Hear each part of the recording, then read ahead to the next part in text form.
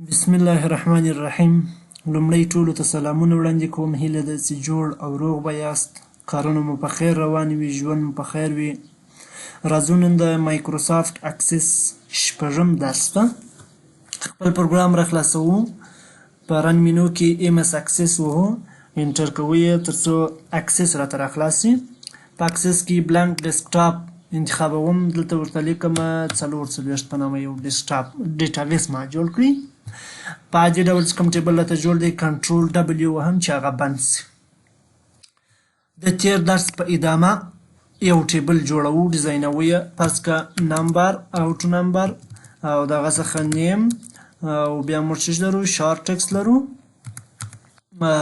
جاب دنده لرو، شارټ ټکس کې ده، او دغه رقم تاریخ په چش کې دی، په ډیټ کې دی، او همدارنګه سالري معاش دی، سالري معاش دی په چش کې دی، په کرنسي کې دی، او بل شي انشاءالله نه لري. کنټرول ډبلیو وهو، یس کوو یې، دې ټیبل ته نوم ورکوو، ټیبل یا ټي یو په نامه نوم ورکوو. راسه دا هم وکې که پرایمري کې نه ده پر اپلای سوی، هغه زه هم پر اوله ښه نه اپلای کړم. راځو ټیبل را خلاصوو. دا زموږ ټیبل سو. که بیا راسو ټیبل باندې رسته کلیک وکړو، ډیزاین ویو ته راسو. د ډیزاین ویو څخه موږ تېره ورځ پر فیلډ پراپرټي باندې بحث وکړی. فیلډ پراپرټي کې پر فیلډ سایز او فارمټ باندې بحث وکړی. دریم اپشن په هغه کې لرو د انپوټ ماسک. ماسک لکه څنګه چې د نامه څخه معلومیږي د یو شي پوښل، یعنی انپوټ دا معنا چې یو شی موږ درج کوو هغه وپوښل سي. لکه موږ چې په بعضو ځایونو کې پاسورډ لرو. فرض که زه په دې ځای کې یو خانه اضافه کوم د چش په نامه باندې، اناونس په نامه باندې، په دې ځای کې ورته لیکم نمبر. یو شرط لري دا چې باید هغه فیلډ انپوټ ماسک ورته وټاکل سي چې هغه فیلډ نمبر وي، یعنی نمبر کېدای شي چې انپوټ ماسک سي. اوس په دې خانه کې زه ولاړ یم، دلته راځم انپوټ ماسک راځم، په انپوټ ماسک چې ورته لیکم، په دې ځای کې درېږم. انپوټ ماسک یې کومه دی؟ دا د انپوټ ماسک دی. او راځم په دې ځای کې چې ورته لیکم پاسورډ،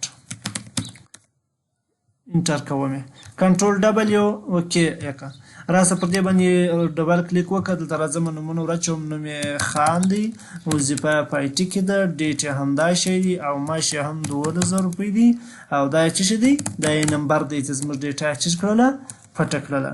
بل جان دی، وظیفه یې منیجر دی، منیجر، او تاریخ یې هم دا دی، معاش یې هم 10000 افغانۍ دی، او دا اناونس یا هغه پاسورډ یا د ثبت نمبر یې څه شی دی؟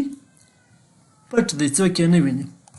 دا زموږ انپوټ ماسک. یعنی که چیرې موږ وغواړو خپله ډیټا هغه لکه سالري څه لیکو، دا شیان پټ وساتو د چا څخه، یا رجستر نمبر وي، یا اساس نمبر وي، یا داسې ډېر نمبرونه شته چې هغه باید پټ وساتل شي. نو د کومې لارې موږ پټوو؟ د انپوټ ماسک د لارې. د دې څخه وروسته د انپوټ ماسک څخه وروسته موږ کپشن لرو. کپشن د چیز دپاره استفاده کیږي؟ د دې دپاره استفاده کیږي چې موږ په ډیټابیس یا په ډیټابیس کریشن کې یا د مایکروسافت اکسس کې ټیبلونه چې د اولې ورځې څخه درس شروع کړی دي په انګلیسي یې کریټ کوو، جوړوو یې. د یو چا دپاره د انګلیسي بیا د دې دپاره اسانه ده، په پښتو هم جوړیږي، خو پښتو بیا کله په راتلونکي درسونو کې موږ کوډینګ کوو، یعنی په هغه کې کوډونه لیکو تر څو دوه ټیبل سره یو ځای کوو، د دوه ټیبلونو ډیټا پکښې یو ځای کوو، یو ټیبل څخه یو څوک ډیلیټ کوو، یو ټیبل ته یو څوک ور واچوو. دا خورا ښه جوړیږي، راتلونکي به د خیر خپله ووینئ. نو کله چې موږ پښتو انتخابوو، په پښتو کې پښتو موږ نسو کولی چې د یو کالم یا د یو فیلډ نوم په هغه کوډ کې کار کړو. نو د دې لپاره دلته دوی کپشن ورکړی دي. کپشن د دې لپاره استفاده کېږي چې ټیبل خو په انګلیسي جوړ کړه، ټیبلونه ټول دې په انګلیسي جوړ کړه، خو په کپشن کې ته کولی شې چې پښتو یې کړې. د هغه چا دپاره چې ته یو چا ته ډیټابیس یا یو سیستم جوړوې، هغه ته ټول سیستم په پښتو جوړوی سې، خو په بیکګراونډ یا شاته ته په انګلیسي جوړ کړی دي، مخکې ورته په پښتو کړی دي. یعنی ستا هر کالم په پښتو دی ورته راړي، مګر اصلي نوم یې انګلیسي، خو هغه تا په کوډ کې بیا انګلیسي کار کړی دي، دلته بیا چې ښکاره کوي پښتو ښکاره کوي. فرض کړه موږ چې لرو نوم لرو، په نوم کې زه ورته لیکم چې نوم، چې په پښتو ورته لیکم چې نوم. یا که چیرې کنټرول ډبلیو وهو، دا نو کو، دلته اوس راسم دا ټیبل را خلاص کړم، نیم، جاب، ډیټ، سالري، اناونس. یعنی زموږ ټوله ټیبل په چی سره جوړ دی؟ په انګلیسي سره جوړ دی. زه راځم بېرته ټوله په چی اړوم، نیم ته راځم، کپشن ته راځم، دلته لیکم چې نوم. د هغه څخه وروسته جاب ته راځم، په جاب کې ورته لیکم چې دنده، د هغه څخه وروسته ډیټ ته راځمه په دې ځای کې ورته لیکمه د انپوټ کاپشن ته راځم تاریخ بیا راځم سالري ته راځم په سالري کې په کاپشن کې ورته لیکم معاش یا تنخواه بیا راځم په انانس کې ورته لیکم دلته انانس یې مه کوه راجستر نمبر څه شي راجستر نمبر کنټرول ډبلیو یسک اوس راسه ټیبل راخلاص که په ټیبل کې څنګه تا په انګلیسي لیکلی وو هېڅ هم په انګلیسي نشته نوم دنده تاریخ معاش راجستر نمبر یعنې ستا ټیبل مخامخ انټرفیس یې په پښتو جوړ سو خو مګر په بکګراونډ کې په څه شي جوړ دی په انګلیسي جوړ دی یعنې تا ته بیا هلته په کوډینګ کې یا په ډیټابیس کریشن ډیټابیس جوړونه کې بیا وساده درته دا زموږ د کاپشن دنده دغه څخه وروسته موږ د کاپشن وروسته بیا څه لرو ډیفولټ والیو لرو ډیفولټ والیو یا په عادي ډول ارزښت یا والیو که چیرې موږ ټیبل جوړوو خو یو داسې کالم راځي لکه فرض که په روزګان کې کار کوم ولایت دی کارمندان دي یا شاګردان دي یا د سروې د ډیټا ټوله راټولوم خو ولایت د ټول د روزګان دی زه په دې روزګان کې دلته ډیفولټ والي ورته ږدم چې روزګان نور په هغه کې کومه لیکنه نه غواړي بیا هم احیانا که چیرې یو ولایت یو څوک پیدا سو چې ولایت یې تغییر هغه تغییروم فرض که زه راځم دلته یو لیکنه ورته اضافه کوم یو دغه فیلډ ورته اضافه کوم د چشمه نه پروینس او دلته شارټ ټکسټ ایسو اوس راځم په دې ځای کې ډیفولټ والیو کې ورته لیکم چې شي روزګان مې ورته ولیکئ کنټرول ډبلیو یې سکه اوس که چیرې تاسې ورته متوجه سئ په پروینس کې دلته چې ورته ټاکل شوی دی روزګان نور ریکارډونه چې زه هر څونه ثبتوم دا د ریکارډونه ثبتوم دا یې معاش دی معاش په پښتو مو ورکوه په انګلیسي یې ورکړه انټر والیو یې که معاش په انګلیسي ورکړه اوس دلته راځم دا یې هغه لمبر دی دلته روزګان نور تغیر نه غواړي فرض که چیرې یو نفر دلته زه ډیټا ډېروم دلته تاریخ ورچوم او معاش ورچوم او دا هم نمبر دی او دا هم دا شی دی نور دا دې ته ضرورت نشته چې زه څه وکړم احیانا دا یو دانه څه سو دا یو دانه د بل ولایت ولادي دلته ورته لیکم چې څه شي قندهار ګوره دا د قبول یې کوي نو ډیفولټ والیو د دې دپاره کاریږي فرض که بعضې کسان دې ریلیجیون یا دین یې معلومه یې نو په دین کې دلته کله تا ریلیجیون ور داخل کړي څه شي ریلیجیون دلته ورته ولیکه څه شي شارټ ټکسټ دی په ډیفولټ والیو کې ورته ولیکه اسلام ځکه چې په ټول افغانستان کې اسلام شته خو احیانا که یو دانه هندو رالی هغه بیا څه ورته انتخاب که هغه بیا هندو ورته انتخاب که اوس که موږ ټیبل راخلاص کړو د ریلیجیون په خانه کې څه انتخاب دی اسلام انتخاب دی مګر که چیرې زه راسم دا ولیکم چې څه دا دلته ولیکم چې روزګان نو ټول اسلام یو دانه پیدا سو هغه راسه هندو یک چې دا یې خراب که او دلته راسه څه وکړه هندو یک هندو دا زموږ ډیفولټ والیو د ډیفولټ والیو څخه وروسته لاندې موږ څه لرو که چیرې زه په نیم خانه کې ودرېږم دلته والیډیشن رول موږ لرو بل والیډیشن ټکس لرو دواړه یو ځای تقریبا کارول کیږي والیډیشن رول د دې لپاره کارول کیږي چې ته پر ټیبل باندې د ډیټا محدودیت ولګوي محدودیت فرض زه راځم د یو ریاست لپاره ډیټابیس جوړوم په جاب کې درېږم په جاب کې ورته وایم چې والیډیشن رول کې موږ یوازې د څه شي بس لرو په پروینس کې فرض که موږ آی ټي نه لرو څه آی ټي نه لرو نو دلته به چې نه لري بیا زه دلته آی ټي لیکم آی ټي چې مو لیکي انټر کوم کنټرول ډبلیو دا وکې کوم دا مو کې کوم دا مو کې کوم اوس که زه راسم په دې ځای کې چې ورته وټاکم فرض که یو کس دی دا شی دی او دلته دا یې تاریخ دی دا یې معاش دی او دا یې هماغه رجستر نمبر دی روزګان دی دا ما چیرې ور واچوه وبخښئ آی ټي زه دلته څه ولیکم آی ټي چې دا انټر مې کوي دلته ماته وایي والیډیشن رول دی آی ټي موږ ته نه راکوي بل هر بس موږ لرو خو آی ټي نه لرو دا دی زه چیرې راسم په دې ځای کې آی ټي ورته داخل کړم آی ټي دلته ماته آی ټي نه قبلوي ځکه موږ په دې ریاست کې د آی ټي بس نه لرو منابع بشري لرو نو د دې دپاره چې ته یو د والیو بندښت وغواړې نه غواړې چې دا دلته راسي بیا راسه په دغې شکل یې ولیکه. مګر که زه وغواړم چې په دې ریاست کې زه یوازې چیز لرم منیجر مدیران لرم بیا یوازې دی ولیکه. دلته اوس که چیرې موږ دا یس کو دا یس کو دا هم یس کو بیا راسم ټیبل را خلاص کړم په دې ځای کې زه یو نوی ریکارډ واچوم خو دلته آی ټي لیکم قبلوي نه قبلوي او که راسم اچ آر ولیکم نه قبلوي که راسم دلته سی اچ سی ولیکم نه قبلوي. یوازې دلته موږ څه لرو منیجر لرو منیجر دا د منیجر یې قبول کړي. بل لازم دلته منیجر قبول یې کړي. مګر که زه چې راسم دا بل ته آی ټي ولیکم بل بس نه لرو موږ په دې ځای کې بل نه قبلوي منیجر. بیا راځم دا بندوم رسته کلیک کوم ویو ته راځم. دا خود د ډیټا ولیډیشن رول. اوس نو که زه په دې ځای کې وغواړم ورته ووایم چې زما ریاست ته نور یو کس دی د چا په نامه فرض که زه ورته وایم چې د بهار په نامه کس زما ریاست ته دی نور نه راځي انټر یې کړه. که رالی یم که ځان داخل کوي ته به دلته ورته ولیکې چې اوه دلته به میسج ورته ولیکې یعنې دا ټکس یې د څه دپاره سپاره کېږي د ورډ کوم ته محدودیت لیکئ د محدودیت د میسج دپاره محدودیت د خبرتیا دپاره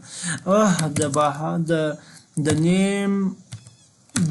نیم از غل دا موالا څوک دی غل دی. اوس که زه راسم پر دا را خلاص کړم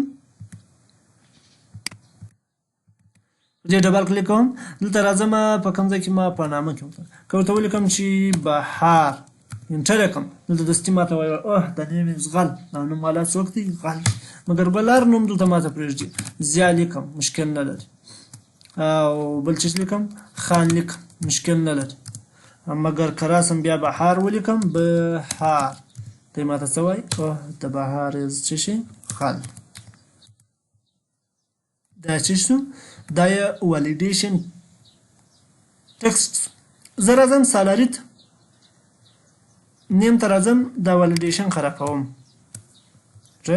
بیا راځم سالري ته په سالري کې ورته لیکم ولیډیشن رول کې که چیرې احیانا معاش غټ تر څو سو تر 15,000 موږ په خپل پلان کې تر 15,000 پورته معاش نه لرو نو ته دلته څه وکړه دلته بېرته راځم میسج هم ورته ږدم په ولیډیشن ټکس کې ورته وایم سالري ته راسه سالري سه ولیډیشن رول مې نه کوي افلای ورته لیکم که غټ تر 15,000 سو نو ته 15,000 دلته ورته ولیکه the salary is not allowed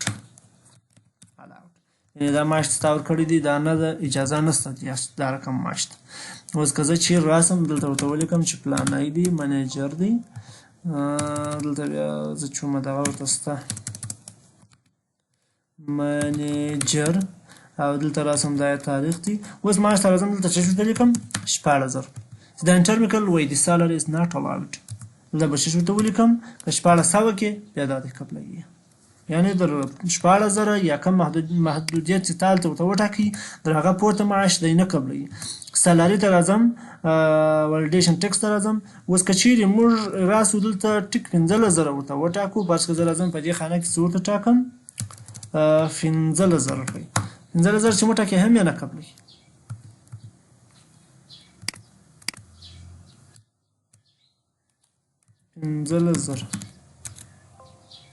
هم نه اجازه نشته دی مګر که چیرې زه څه وکړم 14,000 روپۍ کړم یا 14,999 روپۍ کړم بیا دی قبلوي ځکه په دې ځای کې موږ یوازې څه ورته ویلي دي چې در 15,000 پورته ماته مه ټاکه. که زه چې راسم په دې ځای کې د مساوي علامه مو سره وټاکم بیا دا کنټرول ډبل وکړم اوس راسم دلته ټیبل را خلاص کړم په دې ځای کې څو معاش ورته وټاکم فرض که یو کس دی دونه دی دا بیا مې نه کېسته منیجر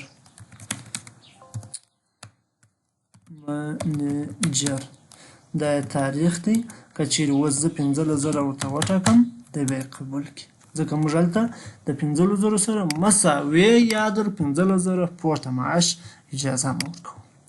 یا که چیرې راسې ورته ووایه چې ټول معاش باید تر 10,000 روپۍ 10,000 یا مساوي د 10,000 روپۍ کښته نه وي. کنټرول ډبلیو یې کړه. اوس راسه دا راخلاص کړه. چې راخلاص کړي که زه چیرې راسم په دې ځای کې ورته ولیکم نیجر دا تاریخ دی. اوس ورته ولیکم څه شی 8,000 روپۍ 8,000 قبول کړي.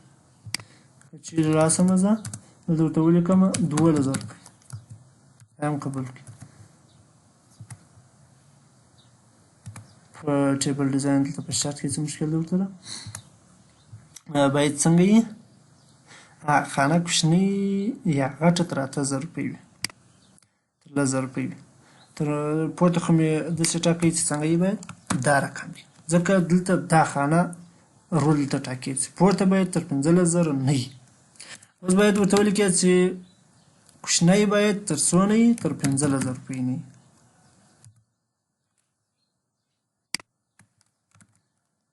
15,000 روپۍ.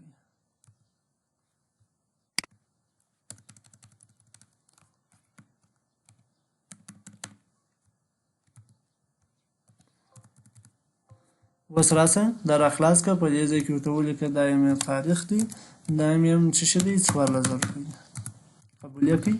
بیا راځم دا تاریخ دی او دلته څو دی 15,000 روپۍ دي 15,000 نه قبلوي ځکه دلته موږ 2 کوټیشنه ورکړو او که چیرې راسم 14,000 روپۍ ورکړم بیا قبلوي. بیا راځم دلته بیا څه دی معاش ټیک 15,000 دی ګ سره کې نه قبلوي څنګه نه کوي 15,000 نه قبلوي. که چیرې راځو دلته ورته ولیکو چې در 15,000 کښته بیا انټر کړو کنټرول ډبلیو ډبلیو دا مې ویسک. بیا راځه دلته راوسته کلیک پر وکړه. دغه څخه وروسته دلته راځم نوم دی او دلته ورته لیکم څو 14,000 روپۍ دا بیا تر 14,000 کښته نه قبلوي. یعنې که چیرې زه راسم معاش یې څو کړم 16,000 روپۍ یې کړم بیا دا یې قبلوي دا دې قبول یې کړي. دلته که راسم 10,000 روپۍ یې کړم بیا دا یې نه قبلوي ځکه تر 10,000 کښته معاش موږ نه ورکوو. که 1 صفر ور اضافه کړم دا یې قبلوي. یعنې دا و چې زموږ په سالري کې څه شي ولیډیشن رول. که زه راسم دلته ورته ولیکم چې بیټوین 20,000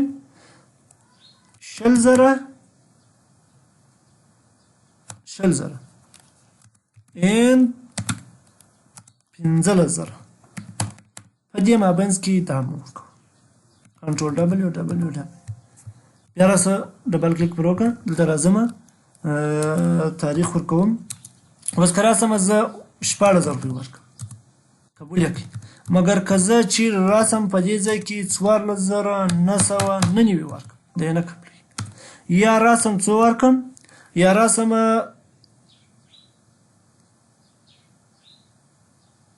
20,900 ورکړم دا یې نه قبلوي. یوازې څو معاش قبلوي تر 20,000 باید پورته نه وي تر 15,000 کښته نه وي. یعنې بیټوین موږ ورته وټاکئ معاش چې تر 15,000 کښته نه وي او تر 20,000 دې پورته نه وي. که 20,000 موږ ورکړو همیشه یې قبول کړي یا نه کړي قبول یې کړي. بیا کنټرول ډبلیو وهم. دغه څخه وروسته راسته کلیک کوم ډیزاین ویو ته راځم. سالري ته راځم. سالري څه دا و زموږ د معاش محدودیتونه چې پر نمبر مې دغه کوله. بیا راسه دلته جاب ته راسه په جاب کې دا منیجر خراب کړه. د دې څخه وروسته موږ څه لرو required allow zero length 2 شیان لاندې دي. required allow zero length دا مې څه باسي اوږد دی ویډیو اوږدېږي دا به د خیره په راتلونکي درس کې ووایو. نو تر راتلونکي درس هم پر الله سپارم. وخت مو ښه. الله مو مرسته.